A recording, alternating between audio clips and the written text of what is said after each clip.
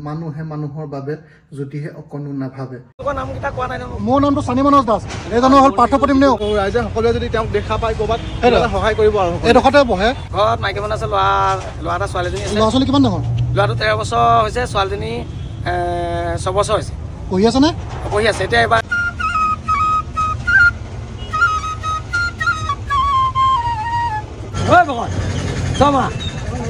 জেগাখন অকণমান মিলাই দিয়াচোন। স্কিলত আহিব এইবোৰ এটা বাঢ়ি দাম 500-600 টকা। গম পাইছোঁ আছে। এই ৰাস্তাতে গৈ থাকোঁতে দেখিলে বাঢ়ি যায় আছে। হয় হয়। আৰু তেখেতৰ চকু দুটা নাই মানে নেদেখে। ভাল লাগিছে মোৰ অন্তৰখনত, যাতে আজি মোৰ পবিত্ৰ হৈছে অন্তৰখন। হয় হয়। আজি এটা আগন্তুক বহাগৰ বিহু আহি আছে। হয় হয়। এই নতুন বছৰটোত তেওঁ যে উপহাৰ এটা দিছে, হয় হয়। সেই বিষয়টোত মোৰ অন্তৰখনে শান্তি পোৱাটোৱে আশীৰ্বাদ। তোমাৰ ভৱিষ্যতৰ কাৰণে, তোমালোকৰ কাৰণে সেৱা এটা কৰিছোঁ মই। ভাল বোলে নমো নমো নাৰায়ণ প্ৰসন্ন হৰি কৰি। নমস্কাৰ, মই চানি আৰু ইতিমধ্যে আপোনালোকে চাবলৈ আৰম্ভ কৰিছে চানি মানস দাস ভ্লগছ। এটা গান আছে, সকলো অসমীয়াই শুনিছে, সকলো অসমীয়াই জানে যে মানুহে মানুহৰ বাবে যদিহে অকণো নাভাবে। আজি এই ভিডিঅ'টি প্ৰস্তুত কৰি উলিয়াইছোঁ। ময়ো একচুৱেলি গম পোৱা নাছিলোঁ, ভিডিঅ' বনাম বুলি যোৱা নাছিলোঁ, গৈছিলোঁ এঠাইত আৰু ভিডিঅ' বনাবলগীয়া হৈ গ'ল। যিটো কাম, যিটো পাৰ্থদাৰ যি এই বহল হৃদয়, আকৌ এবাৰ কৈছোঁ, পাৰ্থদাৰ যি এই বহল হৃদয়, সকলো ওচৰত তেনেকুৱা হয়তো নাথাকে।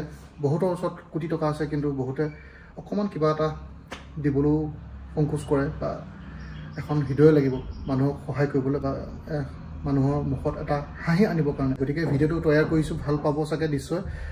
যদি ভাল পায় কমেণ্ট এটা কৰিব কেনেকুৱা লাগিলে। আৰু এই ভিডিঅ'টো এইটো কাৰণে প্ৰস্তুত কৰি উলিওৱা হৈছে, যাতে এই ভিডিঅ'টো দেখি আন 10 জনেও যাতে এজন ব্যক্তিৰ মুখত যদি হাঁহি অকণমান যদি আনিব পাৰে, আপোনালোকে নিজেই গম পাব, নিজেই ভাল পাব।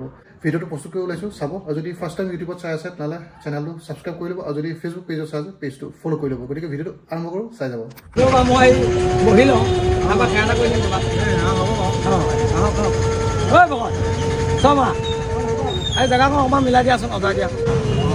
ঘূৰি দিয়ক গোটেইকেইটা C sharp D G scale এটা আছে, গোটেই 5টামান আছে। চব স্কেলৰ গোটেইবোৰ স্কেলত আহিব। এইবোৰ এটা বাঢ়ি দাম 500-600 টকা। গম পাইছোঁ আছে। এতিয়া মোৰ বেছি দামীহে আছে। আপোনাক গোটেই স্কেলবিলাক দিছে। তোমাৰ নামটো কি আছে? মোৰ নাম পাৰ্থ। মই আপোনাক এই যে বাঁহী স্কুলখন আছে, সেই বাঁহী গোটেই হেৰি কাউণ্টাৰ একেদেই। মই আকৌ ইমান বাঁহী বজাব নাজানো, এনেই নিয়মটো কৰি থাকোঁ আৰু। আমাৰ ৰাইজৰ কাৰণে কিবা এটা বিচাৰি সেৱা ভাগ। এজনে খুব ভাল ভাল কাম কৰি আছে, বিশেষকৈ উঠি অহা নৱপ্ৰজন্মৰ কাৰণে। তাকে মই আশীৰ্বাদ কৰিছোঁ আৰু সকলোকে আশীৰ্বাদ এটা দিয়ক। তোমাৰ ভৱিষ্যতৰ কাৰণে, তোমালোকৰ কাৰণে সেৱা এটা কৰিছোঁ মই। ভাল বোলে নমো নমো নাৰায়ণ প্ৰসন্ন হৰি কৰি কমাই নিজান আপোনাৰ জীৱক পৰা পৰিত্ৰাণ প্ৰভু। তেওঁ আজি জীৱনৰ ভাৱ কৰি আজি মোক উপহাৰ দিছে, আৰু এজন মানুহ তেওঁৰ ওচৰত লগত আছেই। আজি যেনেকৈ মোক সহায় কৰিছে, তেনেকৈ সহায় কৰিবলৈ সকলোকে, এই অসমবাসী ৰাইজে যেনেকৈ আমাৰ যোৰহাটবাসী ৰাইজৰ ভিতৰত তেওঁলোকে যি সেৱা ধৰি আছে, এই সকলো মনোভাৱ পূৰ্ণ হওক, নিজ গুণে প্ৰসন্ন হয়। আজি নতুন বছৰটো নৱবৰ্ষ দিন 2025 চনৰ আগন্তুক বিহু আহি আছে। সকলোকে যে আশীৰ্বাদ কৰি তেওঁলোকক মনোবাঞ্ছা পূৰ্ণ হ'ব লাগিব। কৃষ্ণ কৃষ্ণ। আপোনাৰ নামটো আকৌ কৈ দিব। আপোনাৰ নামটো শ্ৰী লক্ষীকান্ত দাস। ঘৰ আপোনাৰ? ৰান্ধনীজান। ঘৰত কোন কেনেকৈ আছে? ঘৰত মাইকী মানুহ আছে, ল'ৰা এটা ছোৱালীজনী আছে। ল'ৰা ছোৱালী কিমান ডাঙৰ? ল'ৰাটো 13 বছৰ হৈছে, ছোৱালীজনী 6 বছৰ হৈছে। পঢ়ি আছে নে? পঢ়ি আছে। এতিয়া এবাৰ ল'ৰাটো 8লৈ পালে, ক্লাছ 8ত। হয়। তাৰপিছত মই বোলো আকৌ বহি চহি কিনা বহুত খৰচো হৈছে বাৰু। হয় হয়। যদিও চৰকাৰে কিছুমান দিয়ে, মোক কিছুমান পইচা মোৰো কষ্ট হয়। হয় হয়। এতিয়া এখন বহীত 50 টকাকৈ কিনি দিবলগীয়া হৈছে। এইখিনি সকলোখিনি তাৰমানে ঈশ্বৰৰ ওচৰত আৰু সেৱা কৰি তেনেকৈ চলি আছোঁ। আৰু তোমালোকৰ ভৱিষ্যতৰ উন্নত হওক, আশীৰ্বাদ ভাল হ'ব, যোৱা মংগল হ'ব। অকণমান যদি বজাই দিয়ে ভাল লাগিব। অকণমান নিয়ম এটা কৈ দিম বাৰু। নিয়ম এটা কৈ দিয়ক। আপোনাৰ এই 5টা বাঁহী পাই পেলাই আজি কেনেকুৱা লাগিছে? ভাল লাগিছে? ভাল লাগিছে মোৰ অন্তৰখনত, যাতে আজি মোৰ পবিত্ৰ হৈছে অন্তৰখন। আজি এটা আগন্তুক বহাগৰ বিহু আহি আছে। এই নতুন বছৰটোত তেওঁ যে উপহাৰ এটা দিছে, সেই বিষয়টোত মোৰ অন্তৰখনে শান্তি পোৱাটোৱে আশীৰ্বাদ। আৰু বিশেষকৈ তোমালোককো মই ভাল পাই আশীৰ্বাদ কৰিছোঁ, যাতে গোটেইকেইজনে উন্নত কথা আগুৱাই যাওক, ভৱিষ্যতৰ উজ্জ্বল হওক। পাৰ্থকে দিয়ক, ভাল ভাল কাম কৰি আছে, সকলো মানুহক এনেকৈ মানে 90% এওঁক দিয়ক, বাকী 5-5 আমাক চবকে আমি ভাগ কৰি ল'ম বাৰু। বাহিৰটো বাৰু মই নিয়ম এটা কৰি দিছোঁ সদায় দেই। আপোনাক কিন্তু এদিন মই হেৰিত দেখিছিলোঁ, বৰভেটি নামঘৰৰ ওচৰত দেখিছিলোঁ, তাত আপুনি বহে ন? আপুনি খুব ধুনীয়াকৈ বজাই আছিলে, মই সেইটো কাৰণে আপোনাক মতা নহ'লে, ঈশ্বৰে আজি মিলাইছে আপোনাক। আচ্ছা, তোমাৰ নাম, তোমালোকৰ নামকেইটা কোৱা নাই নহয়? মোৰ নামটো চানি মনোজ দাস, এইজনো হ'ল পাৰ্থপ্ৰতিম নেওগ। হয়, আমি একে পৰিয়ালৰ হয়, একে পৰিয়ালৰ বুলি ধৰি লওক। বাহিৰটো অকণমান নিয়মটো ন কৰক কৰক।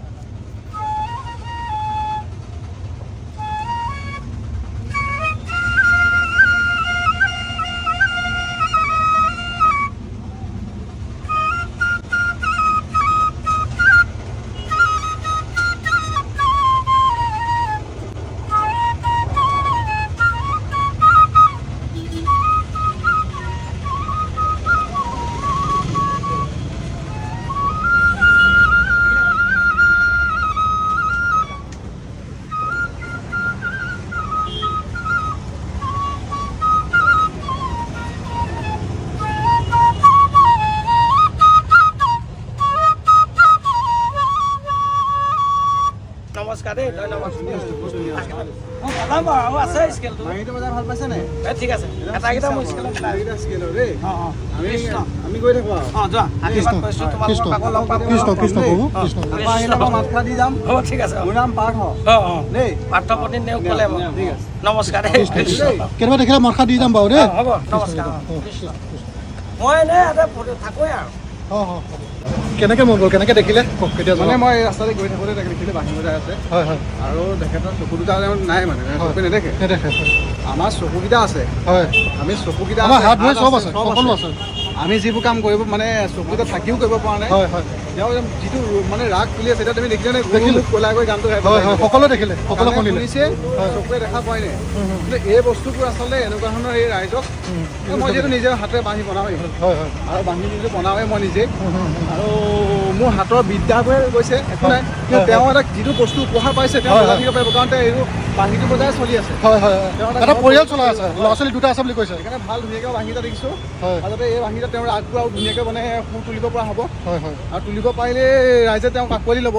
হয়, সেইটো। আৰু ৰাইজে সকলোৱে যদি তেওঁক দেখা পায় ক'ৰবাত সহায় কৰিব আৰু এইডোখৰতে বহে, আপোনালোকে যদি দেখা পায়, বছৰতে দেখা পাব। কিবা এটা তেখেতৰ ইনকমৰ এটা সম্বল, হয়, যিটো বজাই পেলাই তেখেতে গোটেই ঘৰৰ পৰিয়াল ল'ৰা ছোৱালী পঢ়ুৱাই আছে।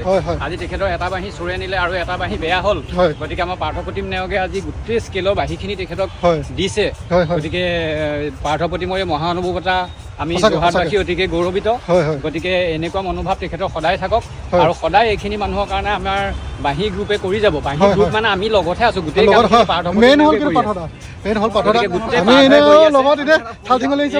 গৈ পেলাই সদায় পাৰ্থৰ চকুতহে পৰে, আমাৰ চকুত নপৰে। যদিও আহি থাকো আমি আচলতে তেনেকুৱা অনুভৱ থাকে, কিন্তু আমি আমাৰ মনত নাহে। পাৰ্থপ্ৰতিম নেওগৰ এই কথাবোৰ বহল হৃদয় লাগিব। বহল হৃদয় লাগিব। মানুহৰ মানে কি হয়, টকা পইচা থাকিলেও কিন্তু নহ'ব, দিব নোৱাৰে মানুহে। কিন্তু যেতিয়া এখন বহল হৃদয় থাকিব, তেতিয়াহে এই মহৎ কাম মানুহে কৰিব পাৰে। আৰু পাৰ্থপ্ৰতিম নেওগক দেখিছিলো ঢেকীয়া খোৱাটো অন্ধ মানুহক তেখেতে নেগেৰা ডনেট কৰিছিলে।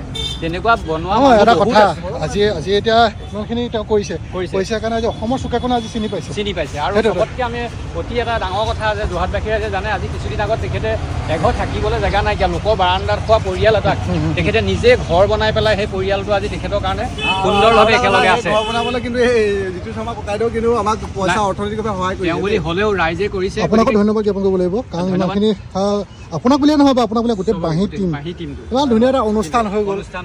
সেই দুদিন মানে অনুষ্ঠানৰ বাঁহী কৰ্মশালা যি হোৱা দুদিনমানৰ পিছত ঘৰত মনে বহা নাছিল।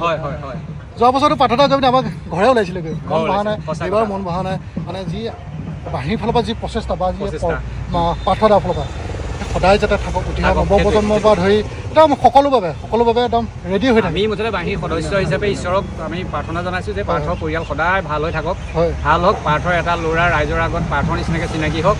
যিহেতু পাৰ্থই ইমান ভাল কাম কৰিছে, যিবোৰ কাম আমাৰ মনত নাহে, আমাৰ মগজুৱে এইবিলাক ঢুকিয়ে নাপায়। গতিকে তেনেকুৱা এটা বৃহত্তৰ কাম পাৰ্থ নেওগে কৰিছে।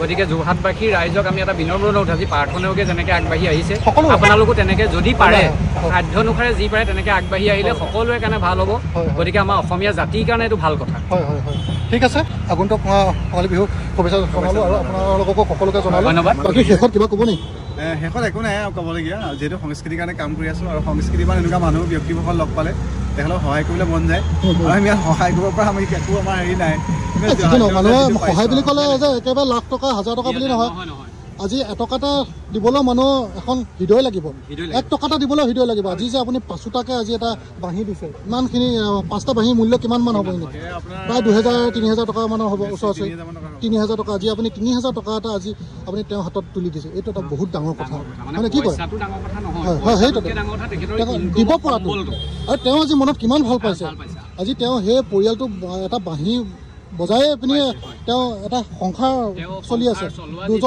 দুজনকে ল'ৰা ছোৱালী আছে চলাই আছে আজি কিমান তেওঁ সুখ পাইছে যিপাত অস্ত্ৰই তেখেতে ঘৰ চলাই থাকে সেই অস্ত্ৰপাতেৰে আমি শুনামতে তেওঁৰে এটা কোনোবাই বেগৰ পৰা লৈ গ'ল আৰু এটা বেয়া হৈছে সেই খবৰটো প্ৰাৰ্থনায়োগে পায় অতি সোনকালে তৎপৰতাৰে তেখেতে আৰু পৃথিৱীতো মানুহ চাওকচোন বাৰু তেওঁৰ পৰাও সেই বাঁহীটো নিবলৈ মানুহে সংকোচ কৰা নাই আৰু চব ক'বলগীয়া একো নাই এয়া আছিলে ভিডিঅ'টো থুলমূলকৈ এটা বনালোঁ ধন্যবাদ থাকিলে সকলোকে